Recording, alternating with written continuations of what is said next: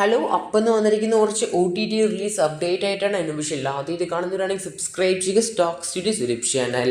നസ്രിയ ബേസിൽ അഭിനയിച്ച സിനിമയാണ് സൂക്ഷ്മ ദർശിനി എന്ന് പറഞ്ഞ സിനിമേൻ്റെ ഒ ടി ടി അപ്ഡേറ്റ് പുറത്തു വന്നിരിക്കുകയാണ്. Z5 നെറ്റ്വർക്കാണ് സിനിമേൻ്റെ ഒ ടി ടി അവകാശം മേടിച്ചിരിക്കുന്നത്. സിനിമ ജാനുവരി ആദ്യ വാരം അല്ലെങ്കിൽ ഡിസംബർ ലാസ്റ്റ് വീക്കോടെയാണ് O T T release plan ചെയ്യുന്നത്.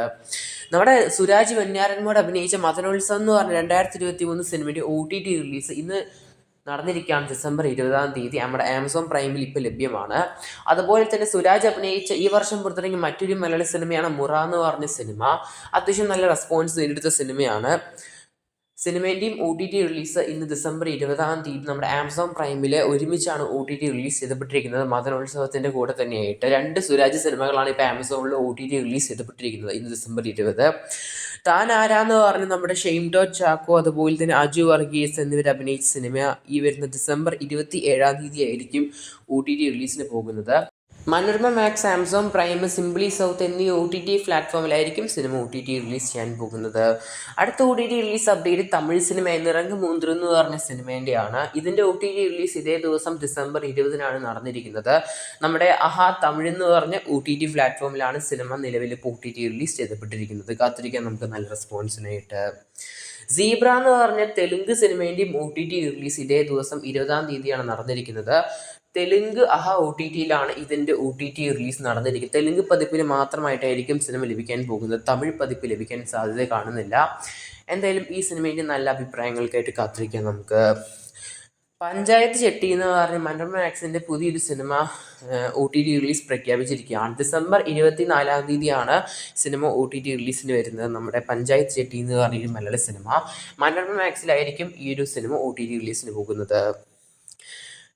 പാലൂട്ടി 90s കിഡ്സ് എന്ന് പറഞ്ഞ സിനിമേൻ്റെ ഒ ടി ടി റിലീസ് നടന്നിട്ടുണ്ട്. ഇപ്പം മനോരമ മാക്സ് അതുപോലെ തന്നെ ആമസോൺ പ്രൈമിലേക്കായിട്ട് ഇപ്പോൾ കാണാൻ സാധിക്കും. ഡിസംബർ 18 സിനിമേൻ്റെ ഒ ടി ടി റിലീസ് നടന്നത്. അടുത്ത ഒ ടി ടി അപ്ഡേറ്റ് നമ്മുടെ സൈനാപ്ലേയിൽ ലേറ്റസ്റ്റ് ആയിട്ട് വരാൻ പോകുന്ന ഒരു മലയാള സിനിമേൻ്റെയാണ്.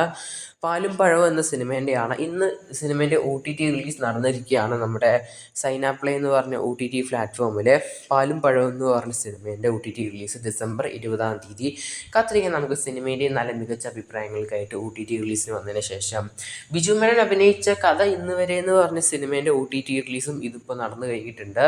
സിനിമേൻ്റെ O T T release December 13 നടന്നത്.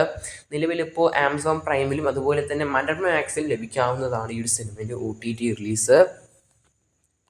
അടുത്ത ഒ ടി ടി അപ്ഡേറ്റ് ഈ വർഷം പുറത്തിറങ്ങിയ മലയാള സിനിമയായ കടക്കൻ എന്ന സിനിമേൻ്റെയാണ്. സിനിമേൻ്റെ ഒ ടി ടി അവകാശം നമ്മുടെ സൺ നെക്സ്റ്റ് ആണ് മേടിച്ചിരിക്കുന്നത്. മലയാള പതിപ്പിലായിട്ടാണ് സിനിമ ഡിസംബർ 20 ഇന്നിപ്പോൾ സൺ നെക്സ്റ്റിലൂടെ ഒ ടി ടി റിലീസ് ചെയ്യപ്പെട്ടിരിക്കുന്നത്. നല്ല അഭിപ്രായങ്ങൾക്കായിട്ട് കാത്തിരിക്കാം നമുക്ക്.